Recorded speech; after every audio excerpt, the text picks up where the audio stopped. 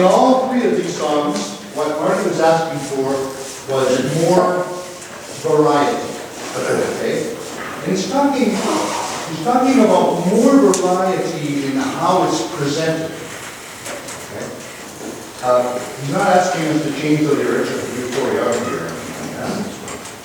Okay, so at the beginning, this first part, where the basses and baritones have their melodies, one which comes from the other. Okay?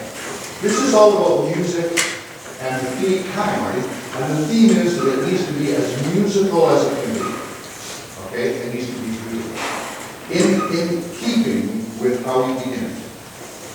Fair enough? Fair enough. Okay, so pretty, and we'll work together on trying to get that down. In the second one, this is about being in love. There's a bit of braggadocio with the recognition of this need to connect spiritually and sexually with others. Okay?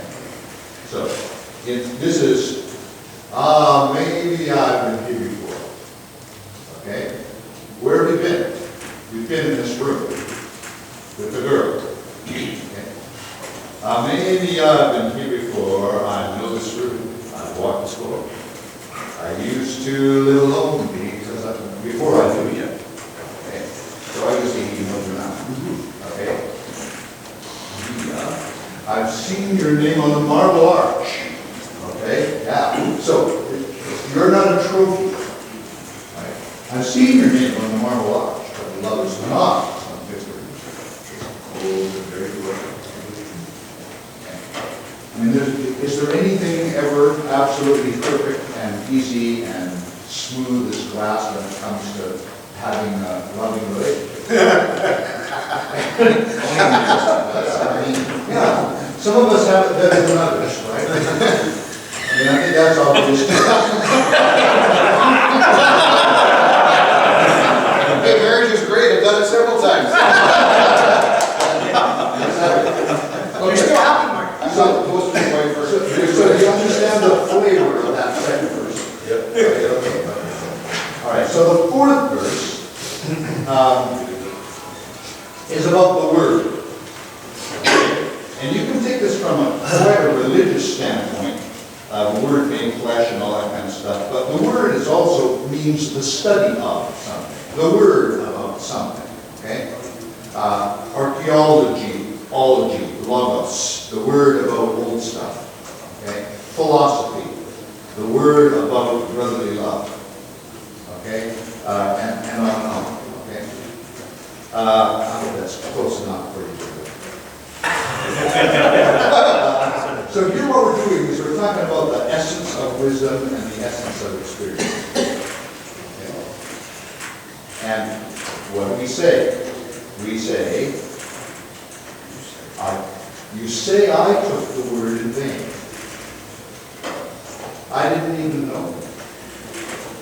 Okay. Well, if I did, well really, what's it to you? What's it to you? There's a blaze of light in every word. It doesn't matter which is heard, the holy or the broken. Okay? And what he's saying is that that is the same place that we get to, whether the hallelujah is broken or not. We have the same kind of experience. So this is a little deeper. Okay? So it needs to be done very, in my opinion, it needs to be done very thoughtfully, you know, and with the idea of it's kind of a surprise to realize this. So, there we are. The last bit, the most important thing about it is non-lyrical, in my opinion, it's musical, okay? Because suddenly we have something in this song for the first time that's actually homophonic. We're all singing the same words at the same time. And so chords line up. And that's where we're going with this next part. I did my best, it wasn't much. Okay? Quickly, I read that. Who's singing it besides the tenors singing the melody?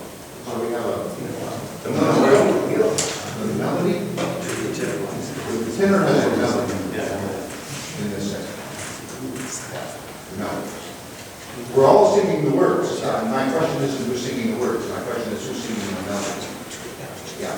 No, I'm singing melody with the tenor. You're singing with it? Yes. Okay, you're singing. Fair enough. Well, I think I understand it anyway. You think? It's just, whether or not we can communicate this together is another matter.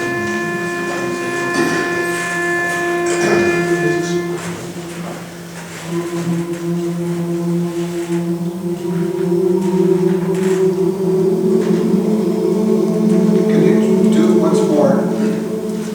Is it possible to bring the ooh in? And the opposite of what we sometimes do, when you sing your note, close your eyes and picture it being warm and loving. And when you join in with your note, as soon as you hit your note, close your eyes, and anything you can do to make it warm and loving, so that by the time you start to sing the words, the audience feels incredible about the warmth of the sound. And so you can close your eyes and seal it. Once you feel really comfortable, then open it up. And Charlie won't direct until he feels that the whole ensemble has warmed it.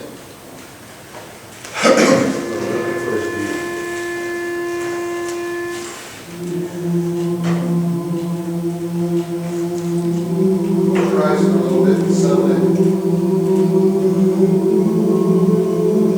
And look at Charlie and sing with that warmth. And look with that warmth.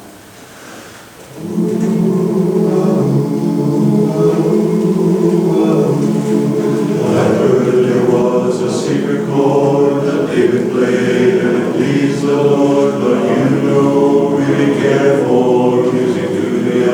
Hallelujah. It goes like this, the fourth, the fifth, the minor fall, major lift, and the king composing hallelujah. What do you really want an audience to get from singing the song? The story? You want them to be in with you, you want Like- the emotion. You'd Very like to emotional, invite come back to them to know and feel what you know and what you feel. So the first words are, they submit this is like you're saying, this is something I've learned and I'm passing on to you, right? So that, I love that. But the more you feel it, the more the audience will feel it. And this is unlike a lot of the songs where we say, well, the message here is that your marriage broke up and somebody shot your dog, and then that's the kind of song. So I want you to feel that, well, and then sing well.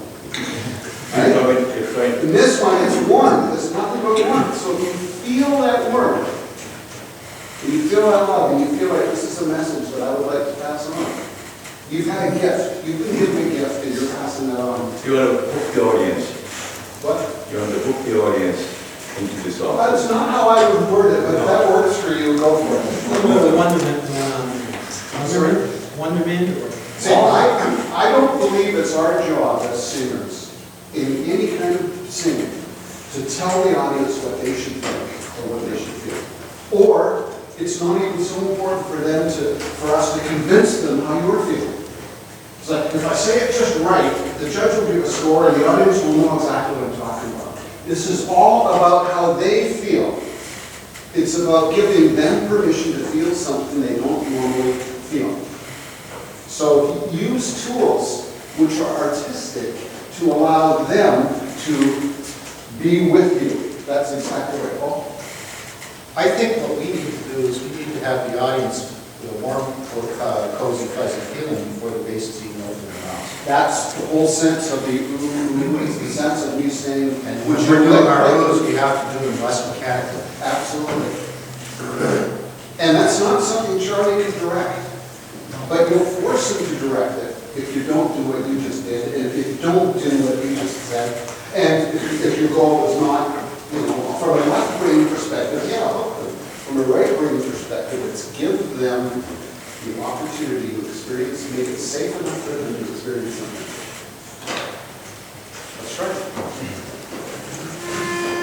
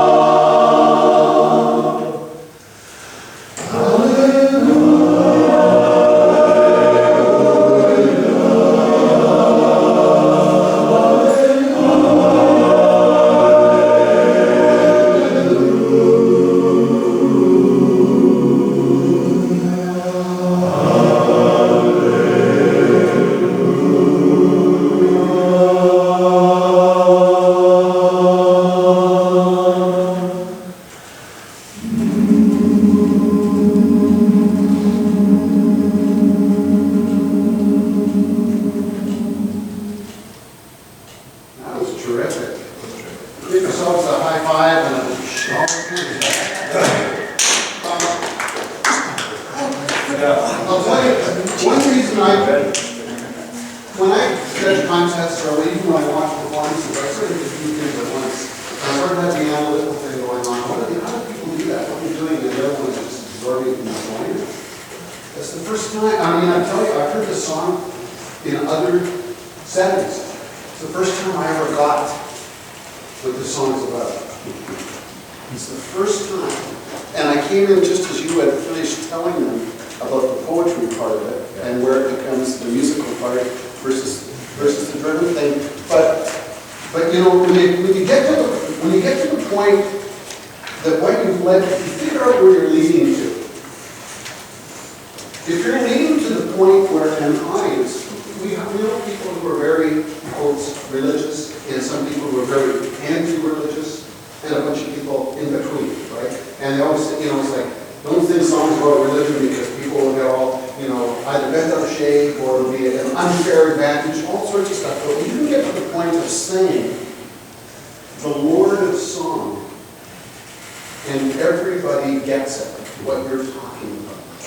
That there's a higher kind of presence that isn't necessarily to do with religion, but it might be, if that's what fits for you.